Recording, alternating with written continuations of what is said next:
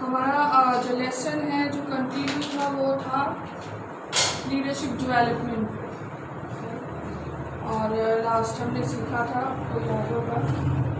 आज इसी का पार्ट है जिसके बारे में हम सीखेंगे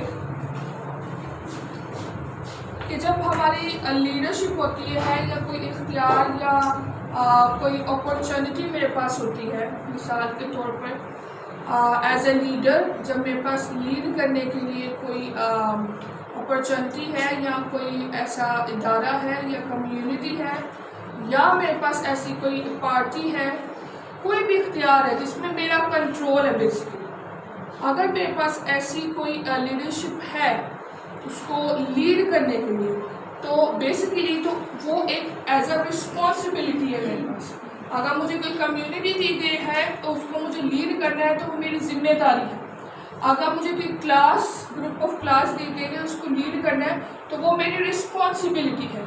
तो एज अ लीडरशिप में हमारे पास जितना भी वर्क होता है किसी भी चीज़ को लीड करने के लिए, बेसिकली तो वो हमारी जिम्मेदारी होती है, और उस जिम्मेदारी को पूरा करने के लिए हमारे पास चैलेंजेस भी बहुत होते हैं, बहुत सारे चैलेंजेस आते हैं। हो सकता है एक एफर्ट से हमारी लीडरशिप जो है वो कंप्लीट ना हो, जो इख्तियारात मैं अपने इस्तेमाल करके किसी चीज़ को सही कर सकती हूँ, हो सकता है वो मेरे लिए एक चैलेंज के तौर पर आए। नेक्स्ट पार्टी या नेक्स्ट स्टेप जो मैं ले रही हूँ वो मेरे लिए चैलेंज के तौर पे मेरे पास आए, और मेरी एफर्ट, मेरी कोशिश जो है वो कारआमद ना हो, वो जो है वो अच्छा आउटपुट या रिजल्ट मुझे ना दे। तो उस चैलेंजेस में, उन जिम्मेदारियों में जो लीडरशिप में मुझे दी गई हैं, उनका इंतज़ाम मैं कैसे कर सकती हूँ, क्योंकि लीडरशिप की प्रोग्रेस और डेवलपमेंट तब भी है जब मेरी लीडरशिप की कारकर्दगी का रिज़ल्ट आपको अच्छा मिले, और उस कारकर्दगी के रिज़ल्ट का अच्छा मिलने का मतलब ही जो है वो लीडरशिप की प्रोग्रेस है। अगर मेरी उस लीडरशिप में मैं अपनी जिम्मेदारियों को अच्छे से नहीं निभा रही, इसका मतलब मेरी लीडरशिप की कोई प्रोग्रेस नहीं है, कोई डेवलपमेंट नहीं है, वो वहीं की वहीं ठहरी हुई है। सो इसको अंडरस्टैंड करने के लिए आप कलाम मुक़द्दस में से हमेशा निकालेंगे यसाया 40 बाब और उसकी 31वीं आयत।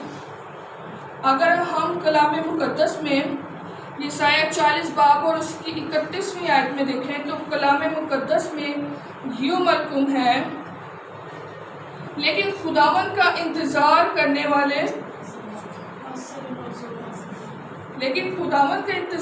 वाले असरनो जोर हासिल करेंगे, वो उकाबों की मानिंद बालों पर से उड़ेंगे, वो दौड़ेंगे और ना थकेंगे, वो चलेंगे और मांदा ना होंगे।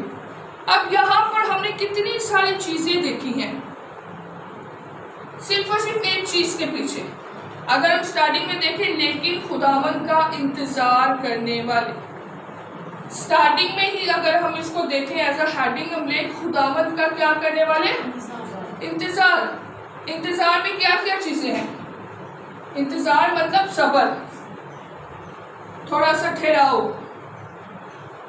अपने वक्त के मुताबिक नहीं कि मेरे को अगर 10 बजे रिजल्ट चाहिए तो खुदा मुझे 10 बजे ही रिजल्ट चाहिए, नहीं, वो रिजल्ट हमारा 12 बजे भी हो सकता है, वो रिजल्ट 1 बजे भी हो सकता है, 3 बजे भी हो सकता है।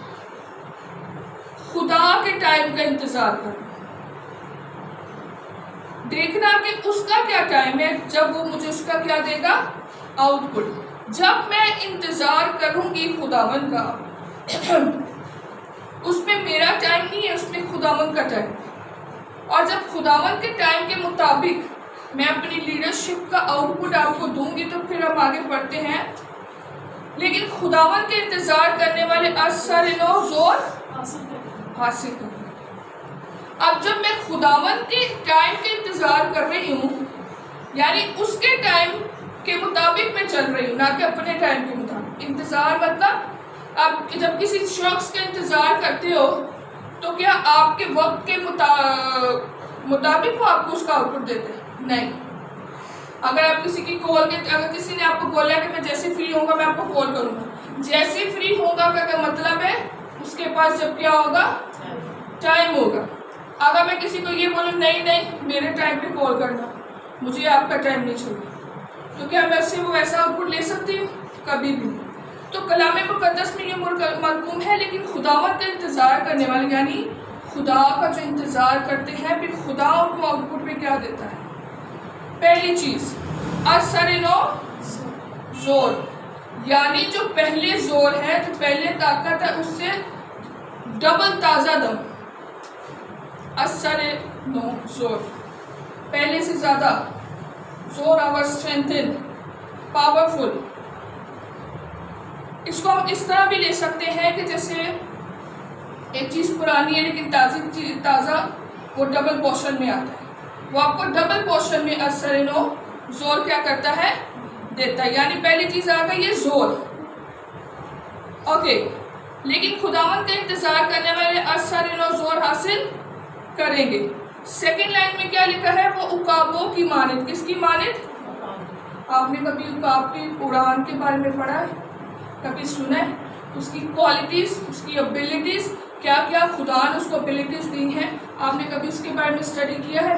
यानी जब हम खुदा के वक्त के इंतज़ार में हैं, अपनी वो जो लीडरशिप, जो अपॉर्चुनिटी, जो मौका, जो पोजीशन खुदा ने हमें दी है, जो लीडरशिप खुदा ने दी है, जब हम वो लीडरशिप, वो पोजीशन खुदा के अकॉर्डिंग चलाने की कोशिश करते हैं या उसमें खुदा की मर्ज़ी को मानते हैं और खुदा का इंतज़ार करते हैं कि मेरी इस लीडरशिप में, मेरी इस अपॉर्चुनिटी में, जिस पे मुझे इख्तियार मिला है कि मैं किसी चीज़ को कंट्रोल कर सकूं और उसमें मेरी चैलेंजेस हैं, बजाय मैं अपनी हिकमत के चलने के, अगर मैं उसमें खुदा का इंतज़ार करूं और खुदा के वक्त को प्रायोरिटी दूं, खुदा की मर्ज़ी को प्रायोरिटी दूं, तो वो पहले से ज़्यादा जोर देता है, बल्कि उकाबों की मानित क्या करता है? बालों पर से उड़ेंगे। यानी हमारी उड़ान किस तरह की होगी? उकाब की मानित। खुदा पहले तो असरे नो जोर हमें देने का, यहाँ पे खुदा की तरफ से जो है डिक्लेरेशन है खुदा की तरफ से कि वो जो लोग उसका इंतज़ार करते हैं उनको असर नो जोर देता है, और सेकंड उकाबों की मानित उनकी उड़ान होती है। फिर वो जो लीडरशिप, वो जो अपॉर्चुनिटी जो आपकी लीडरशिप में होनी चाहिए, आप उस लीडरशिप में आपकी उड़ान इस तरह होती है। आपने कभी किसी ऐसे लीडर को देखा है? आप कहते हैं दिनों में उसने तो बड़ी तरक्की की है, दिनों में खुदा ने उसको तरक्की दी है, दिनों में वो तो बड़ी उड़ान भर रहा है। तो ये सब कुछ किसकी जानिब से है? खुदा की जानिब से। सो पहला क्या था? असर नो जोर, सेकंड उकाबों की मानित खुदावंद की तरफ से, फिर आपकी क्या होती है? उड़ान होती है। द थर्ड थिंग हम क्या देखते हैं? वो लीडरशिप जो खुदा की मर्जी के मुताबिक हम लोग कर रहे हैं, उसमें हमारी दौड़ कैसी होगी? जिसमें हम थकेंगे। एक इंसान होने के नाते आप कितना दौड़ सकते हो, आप कितना आगे जा सकते हो? इंसान है, जिस्म रखते हैं, आप अपनी हिकमत के मुताबिक अपनी लीडरशिप की दौड़ को कितनी दूर तक लेके जा सकते हो। लेकिन जब खुदा की मर्जी के मुताबिक आप अपनी लीडरशिप को लेके चलोगे तो आपकी दौड़ इस तरह की होगी कि आप थकोगे नहीं। यानी पहले खुदावंद की तरफ से हमें जोर मिल रहा है, हमारी उड़ान जो है वो उकाब की मानित है, और अब हमारी दौड़ भी कैसी हो रही है कि हम उसमें थकेंगे नहीं। ऐसा नहीं है 2 कदम आगे चल के आप बोलो मैं सुस्त पड़ गया हूँ, 2 कदम आगे चल के आप कह रहे मैं थक गई हूँ, अब मैं और नहीं कर सकती। लेकिन जो खुदावंद जोर देता है तो फिर हम उसमें थकेंगे नहीं। उसके बाद क्या देखते हैं? वो चलेंगे और मांदा ना हो। अब यहाँ पे भी क्या आपको कमजोर होने की बात की जा रही है आपके साथ, या आप यहाँ थर्ड लाइन में आकर आपकी दौड़ जो है वो कमजोर हो गई है, या आपकी उड़ान जो है वो थोड़ी सी वीक हो गई है या आपसे वो जोर जो आपको फ्रेश दिया गया था वो वापस लिया गया नहीं। यहाँ पे भी है कि आप चलेंगे और मादा ना होंगे।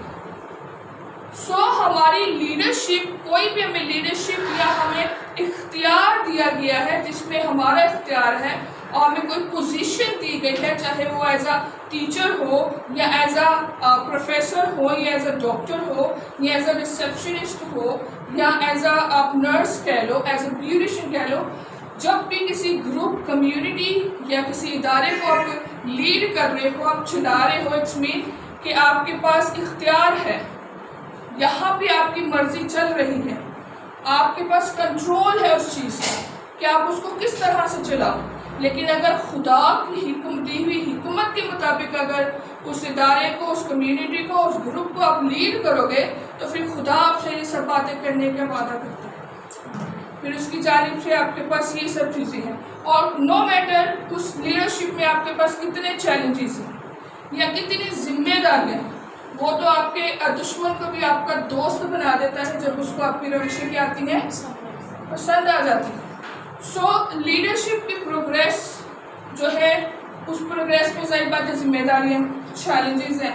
और जब चैलेंजेस और जिम्मेदारियों की बात आती है तो फिर खुदा की मर्ज़ी, आप अगर खुदा की मर्ज़ी को प्रायोरिटाइज करोगे या प्रायोरिटी दोगे तब आपकी जो लीडरशिप है वो प्रोग्रेसिव होगी, प्रोग्रेस की तरफ बढ़ेगी। राइट। सो खुदावंद इस कलाम के वसीले से आपको बड़ी बरकत दे। हमारे पास और भी आगे रेफरेंसेस हैं, लेकिन जब और